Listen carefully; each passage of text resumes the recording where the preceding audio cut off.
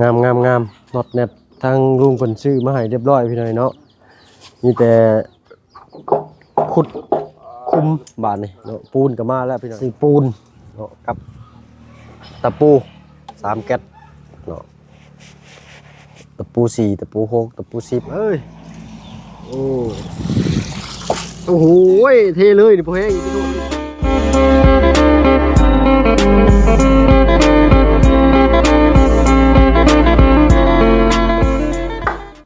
ไปหน่อยเนาะรวดเร็วทันใจจักมือนี่พอสัก3 มื้อนี่เนาะ3 มื้อบ่2 มื้อเนาะโอ้2 มื้อประกอบเสาพี่หน่อยเนาะงามน็อตเน็ตทางลุงเพิ่นซื้อมาให้เรียบร้อยพี่หน่อยเนาะมีแต่ขุดคุมบาดนี่เนาะปูนก็มาแล้วพี่หน่อยเนาะมีแต่ขุดคุมเนาะครึ่งเอ็นเทกันเปื้อนตั้งตีนเสาขึ้นเนาะแล้วก็ตั้งระดับขึ้นเสาพี่หน่อยเนาะโตทางน้องรังเพิ่นไปใส่เด้เนาะปลาลุงว่าจะให้อันเฮ็ดข้าวไก่นี่ล่ะพี่หน่อยเนาะข้าวไก่เพิ่นก็ได้เนาะแม่งมา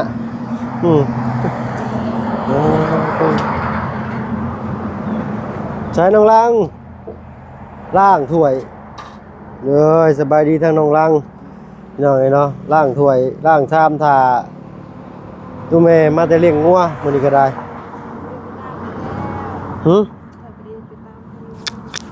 บ่ได้ไปตามเพิ่นมื้อนี้เนาะ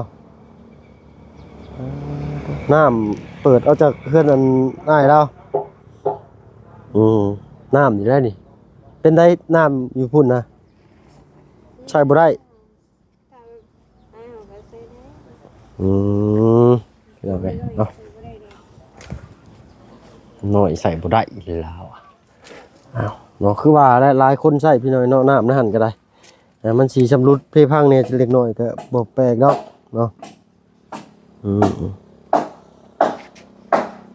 กินข้าวหรือเปล่ามื้อนี้กินแล้วแหละใช้ให้ปลาลุงฟังเสียงน้ำแน่ขออนุญาตเด้อเนาะโธ่แดดฮ้อนอ้าวเนาะโธ่ใส่มาแล้วมื้อนี้เนาะทางลุงเพิ่นได้ซื้ออันนี้มาให้ซื้อปูนเนาะกับตะปู3แก๊สเนาะตะปู4ตะปู6ตะปู10เป็นบ่แม่นแน่ตะปู6ตะปู8ตะปู10เพิ่นซื้อมาให้ขอเดินพี่น้องถ้ามาเพิ่งกราบทักทายได้พี่น้องเด้อเนาะกราบทักทายสบายดีหมู่เพื่อนกันเบิดสุขผู้สุขคนเนาะค่อยคำลงแรงเลยนี่ก็ได้ทางนาบ่าวลงคลิปเรื่องตู้พ่อเพิ่นไปพี่น้องนี่ปะลุงก็คอมเมนต์มาบอกว่าตามจริงต้องตรวจก่อนได้เนาะต้องตรวจก่อนจึงซื้อยามากิน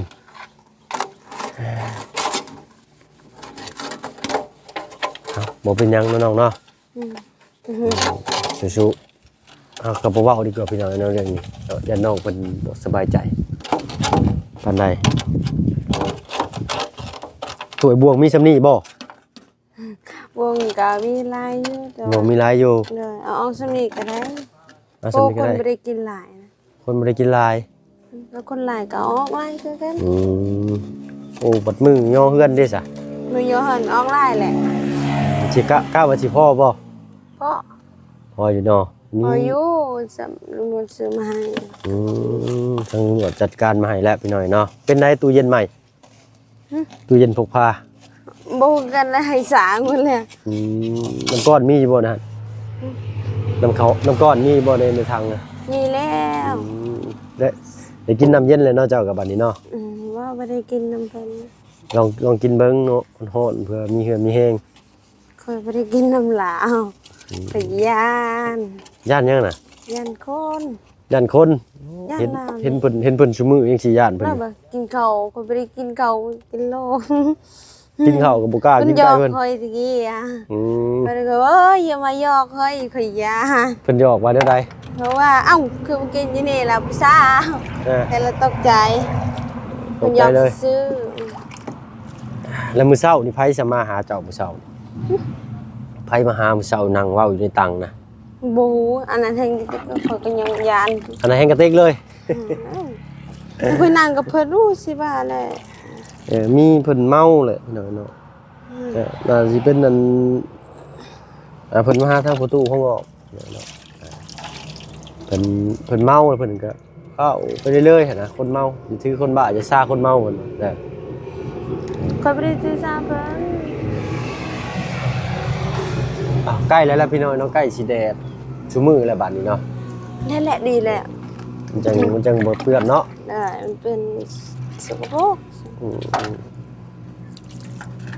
คืออยากแต่โอ้ยบ่มีอันนั้นก็เปียกวัดแหละ จังบ่ยับมานั่งข้างนี้จังบ่เปียกไรสิเจ้าครับล่ะทางน้ำเพิ่นก็ไปเปิดเอาจากเพื่อนทางอาทิงใกล้เลยได้นี่เพื่อนน้องเพิ่นนี่พี่น้อยเนาะใกล้สิขึ้นตั้งเสาเลยได้นี่ได้ มื้ออื่นน่าจะได้เลยเด้ ฮะ มื้ออื่นน่าจะยกได้เลยเด้ มื้ออื่นนี้ยังน่าจะมื้อฮื้อ มันเป็นหยังมื้ออื่นคือหยัง เอามื้ออื่นนี่เพิ่นสิมาขุดคุมเก้าคุม ขุดบ่แม่นกะขุดเลยว่าแม่น ขุดคุมนี่แหละนี่ขุดคุม มันอยู่ดิ เพิ่นสิขุดคุมแล้วเพิ่นสิพังเสาดินลงหน่อยหนึงเพิ่นสิเทก่อนแล้วมื้อนี้มื้อนี้กับมื้ออื่นพี่น้องน่าจะมื้ออื่นเพิ่นสิได้เทเพราะว่าทางลุงจันทร์ได้เอาปูนมาให้เพิ่นแล้วเนาะรถเข็นก็เพิ่นซื้อมาให้แล้วเด้อทำทางน้องเฮือนน้องทิ้งผู้ให้เพิ่นยู่ดินขึ้นมานี่แหละนี่ขุดเอาเนาะพี่น้องนะใกล้ก็สิอันนี้ก็ใกล้สิเป็นลูกเป็นร่างบ้านน้องน้องล่างนี่ถือว่าไวเลย เพิ่นก็งงอยู่แหละเวลาข่อยเบิ่งคลิปเพิ่นนะโดนแต่ว่าคลิปข่อยบ่ได้โดนจ้ะเฮ็ดเทื่อแล้วน่ะคลิปคนอื่นน่ะคือโดนแท้แต่คลิปข่อยเป็นหยังก็ไวแท้ คลิปผู้อื่นนี่โดนเนาะ เลยค่ะ แล้วแต่เคสพี่น้อยเนาะแล้วแต่เคสเดี๋ยวน้องลังเด้อเนาะแล้วแต่ทางผู้ใหญ่เพิ่นซอยมาเนาะเฮามีงบพอเพียงเฮาก็สร้างไว้คือสิแลนี่เนาะคันว่าฟ้าฝนเป็นใจก็แป๊บเดียวเท่านั้นนะคือช่วงบางนึงนี่ก็รอท่าไม้พี่น้อยเนาะไม่ฝนตก โอ้เพิ่นว่ายังไม่งงเลย ไม้นี่น่าสิพอแล้วพี่น้อยเนาะ พอแล้ว มีแต่อีกมื้อวันที่20นี่ก็สิพากันเดินทางขึ้นไปท่าแขกพากันไปแก่น้ำพี่น้อยเนาะแก่เสบียงไปซอยทางไผ่น้ำท่วมทั้งท่าแขกทางบัวละพาพี่น้อยเนาะจังได้ก็ฝากติดตามรับชมเป็นกำลังใจให้ทีมงานเบิดสุภูสุคนในพี่น้องเด้อเนาะเอาขึ้นไปนี่ก็โอ้ยพี่น้องเนาะรวมตัวทีมงานอีกหลายผู้หลายคนเนาะมาลุ้นเบิ่งกันไปนำกันว่าสิมีไผแน่ทางเบาเตียงทางเบานี่โอ้ยหลายพี่น้องเนาะทางบ่เพิ่งก็บ่แน่ใจว่าสิมีไผไปครบเบิดบ่เนาะหลายคนได้ไปพี่น้อยเนาะผู้ใดมีรถก็ไปเฮาผู้บ่มีรถก็ไปซอยเหือซอยแห้งทางบ่เพิ่งน่าสิได้ไปกับทางลุงจันทร์เพิ่นพี่น้อยเนาะไปซอยเพิ่นยกน้ำยกในว่าซั่นซะเนาะแล้วเลย นี่แหละ ไปซะไปไว้ใช้บัตรนี่ป้าไว้นี่ก่อนบ่หรือไว้เลย พอมีนี่แหละข่อยยังมีเวียกยังหลายอยู่ เรียกยังบัตรนี่ นึ่งข้าวเฮ็ดอาหาร โอ้อยากไปเฮ็ดเลยเดี๋ยวให้ป้าลุงไปเบิ่งนำเนาะ นี่เลยก็ได้นี่แต่มันดังไฟนี่แหละหยัง มาเบิ่งน้องล่างเฮ็ดกับข้าวได้เนาะ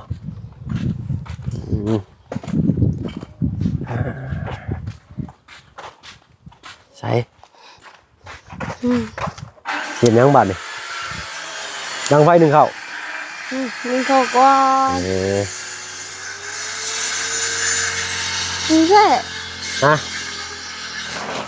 หมออันนั้น หมอบ่เห็น ไม่ใช่ละบาทเอง เจ็บหมอเสียบาทนี่ได้ครับ โอ้ยอยู่นี่ หมอเสียลีบาทนี่ ว้าวอยู่นี่ หมอยังค่าบังอยู่เอาใส่ถ้วยไว้ล่ะ สิบ่ได้มีเพิ่นจะกินดอก ชาวเวียดมันบอกว่าไก่โล โอ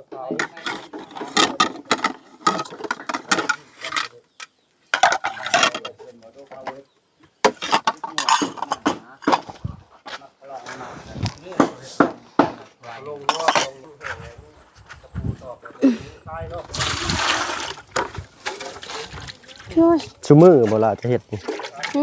เฮ็ดจังซี่ชูมือบ่ ก็ซื้อมืออยู่แล้วบ่มีใครเฮ็ดน่ะ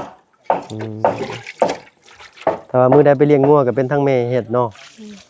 แม่นบ่ แต่ว่าตักน้ำก็ต้องเป็นข่อยอยู่แล้ว ทั้งน้ำทั้งในนี่ต้องเป็นเจ้าเนาะ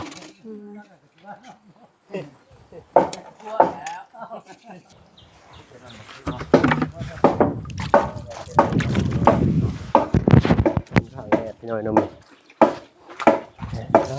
องงับเราก็ได้เมื่อยบ่ล่ะเฮ็ดจังซี่คุมื้อ บอกกันเด้ 1 ข้าว 1น้ำโอ้ใครได้พี่น้อยเนาะอายุ3 ปีฮู้จัก1 ข้าว 1น้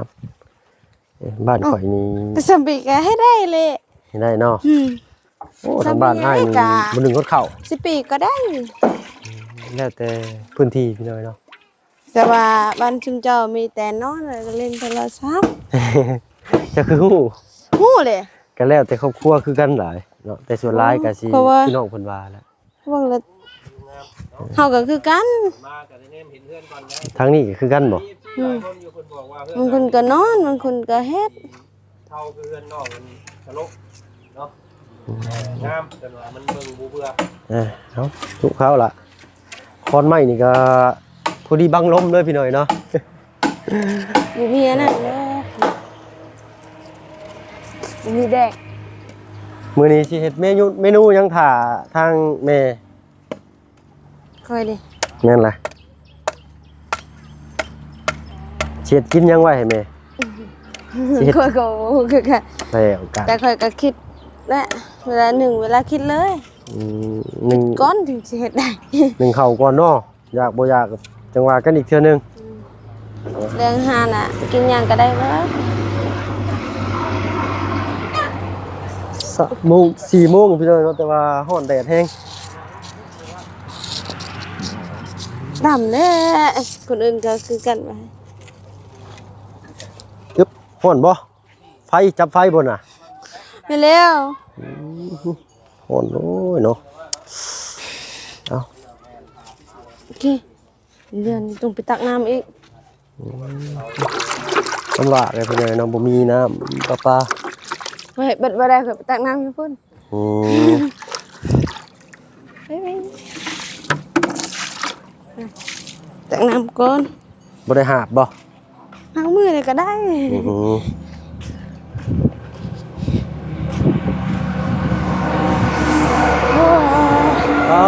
โดนฝนมาพี่น้องผู้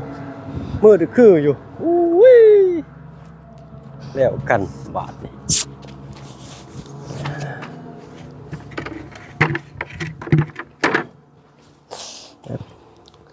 อุ้ยโหนแท้ว่ะ ร้อนเนาะหาอดเอาหลายจังหน่อยก็ค่ำละเนาะจังหน่อยก็เย็นละ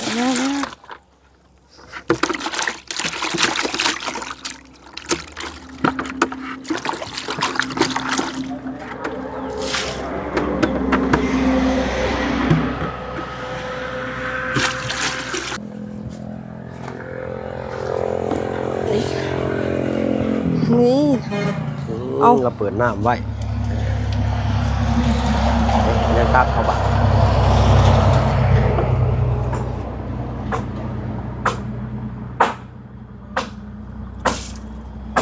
ยังบุกเข้าที่เข้าทางก็ได้พี่หน่อยเนาะ นวด เป็นคอยไปน้องๆอดเอาหลายจะได้ก็ เพื่อตาแบบนี้คือจะโดน บ่มีอันโอ้ใหญ่บ่โอ้ใหญ่ๆบ่มีบ่ นี่ว่า ให้น้องชาย เอ้ บ่ ยไปกินข้าวปุ้นกันแบบมาไม่ค่อยไปตั้งน้ำโดนแหละแบบนี้ พอดีแล่นไปเอาอันถ้วยสเตนเลสมาเอาไว้ โอ้ เอาไว้ ตัวนั้นนั่น แม่นเอามาตัก มาเดี๋ยวคือลืมใช่นะ ซื้อก็ซื้ออันนี้น้องคนนี้ก็ได้พี่หน่อยเนาะอันนี้ล่ะโอ้สีชมพูค่ะ ตัวนี้ แอนเอ้ยเราลืม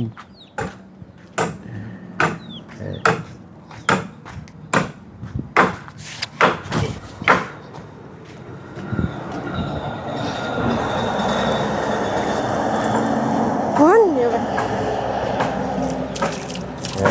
ไว้เลยล่ะ โอ้ฝนตกนี่คือประสุกแน่เขาคอย คนโต๊ะนี่เข้าบ่สุกเลยหาแนวขังเอาแล้วหน่อยโอ้ยบ่โต๊ะดอกมื้อนี่ค่ำๆไปละ โอ้บ่แม่น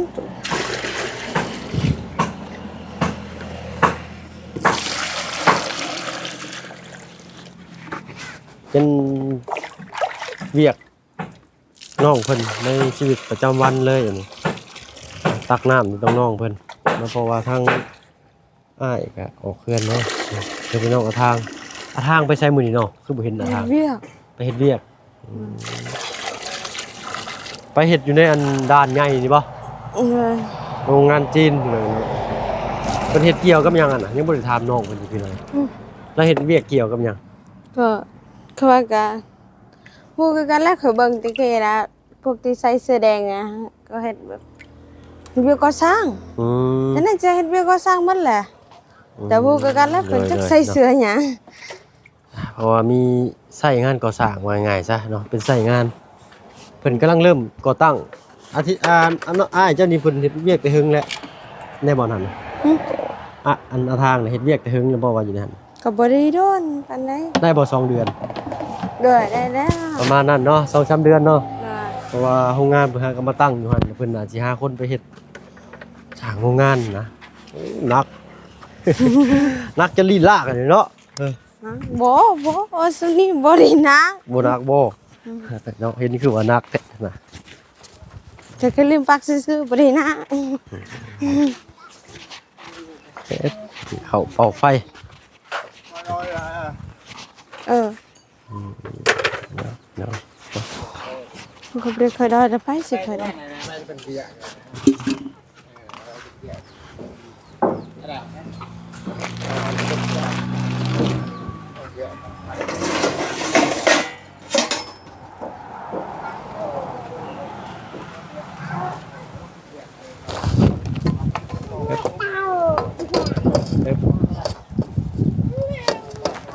โอเค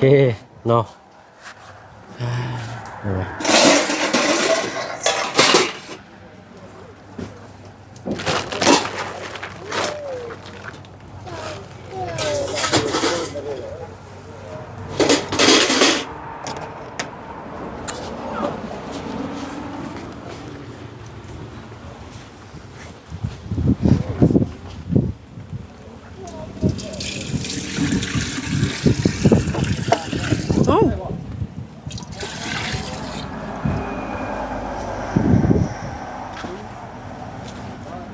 พอแล้วนะ ต้องมีวิธีบ่ใส่น้ำหน่อยน้ำลายอะไรเห็ดอะไรจะเห็ดอะไรอยู่นี่ มือ เอาใหม่ลองเห็ดปลาลูกเบิ่ง ตัวนี้มันเกินไป มันจะเคาะประมาณจักทำได้ กัน ตามเคาะเนาะโอเคเนาะบางทีอ้ายหนึ่งเขาอยู่เพื่อนมันบางทีมันแฉะเพราะว่าอ้ายใช้น้ำลาย ต้องใส่ตามซีนี่ลีนี่ ตามเคาะเนาะ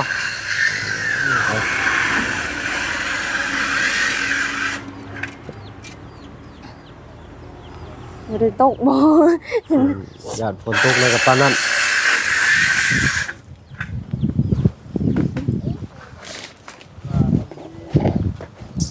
เอาแล้วคนไหนนะ มีย่างกันนะเนาะ เข้า กินจะคนนี่ สิหมดบ้านนี่นะ 4 คนบ่ หึ 4 คนบ่เอา ถ้ามีร้านก็ร้านเขากินก็ได้ อ๊บโต๊ะอีกแล้ว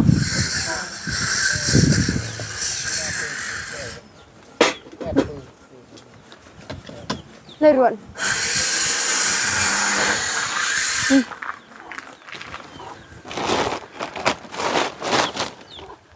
เดี๋ยวได้ละหวดเสียบ่ ปวด เอ็ดไผหลักหวดเราไปได้บ่ โอ้บ่ได้ไป ยังบ่เข้าที่เข้าทางปานใดพี่น้อยเนาะครับนี่แหละเนาะฮะกับปลูกฉางวานนี้มื้อซื่นนี่แหละหน่อย เฮ็ดได้บาทนี่ เฮ็ดได้ซั่นน่ะ เฮ็ดได้บาทนี่เอ้าลืมเลยบาทนี่ ลืมแล้วจะค่อยเสียปะอยู่ใส่ น้องเป็นน้ำปนปลามาสิจับให้ เจ้านี่แล้วไปถอกมันเลยดิ อืม ไปใส่ได้นะ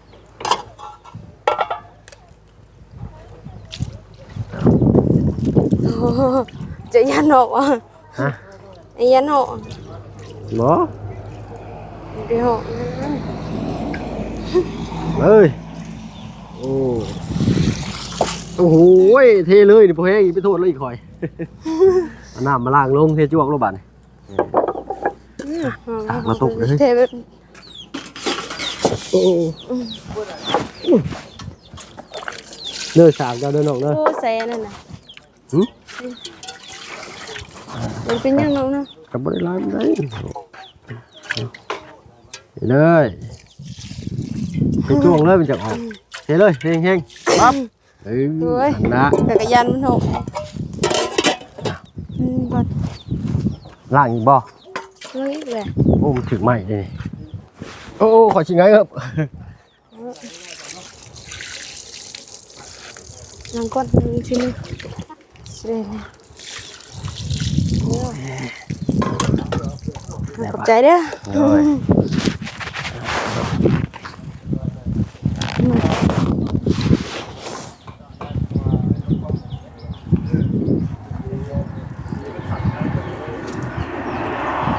ครับ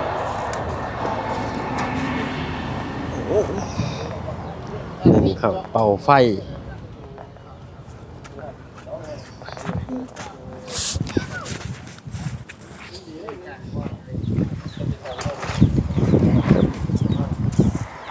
เฝ้าเนี่ยพี่น้อยนะเพราะว่ายันฝนตกอาหารการกินนี่ยังบ่ฮู้ว่าสิเฮ็ดเมนูหยังยังบ่มีแนวเฮ็ดเด้อเดี๋ยวไง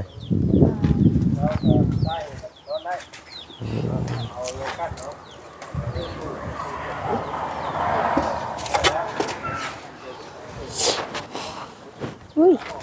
ย่าง ครับปะหันแหละเดี๋ยวมันก็ลุกไหลลมพัดอยู่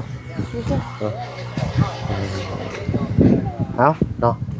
ชีวิตน้องเพิ่นก็ประมาณนี้พี่น้อยเนาะทางเฮาก็สิได้ขอตัวลำลาก่อนเดี๋ยวสิมาใหม่เด้อ จ้า เอาสำหรับคลิปนี้เฮ็ดได้ สบายดี เอ้ย เดี๋ยว เนาะ เคย ไป ไปพูด เดี๋ยวเจ้าสิมีบอลอยู่งามๆแล้วโอเคมือย่อเฮือนนี่มีแล้วบ่แนวให้คนมาย่อกินบ่มีบ่คนมาย่อเฮือนซอยสิเอาหยังให้เพิ่นกินบัด เอาอย่าง ต้มหน่อไม้เนาะ โดยน้ำไม้เลย เออ แบบว่าเพิ่นอยากกินน้ำไม้ก็บูก็กินแล้วเขาก็วิ่งชนะเนาะ แม่นได้ซ้ำน้องมีเนาะโอเคฮอดมื้อนั้นจังว่ากันอีกเทื่อนึงพี่น้อยเนาะสำหรับคลิปนี้ถ้าว่าเพิ่นน้องลางขอตัวไปแล้วพี่น้อยเนาะบายดีจ้ะบายดีมีแฮงเบัดสุขสุขคนไปแล้วพี่น้องสบายดีจ้ะ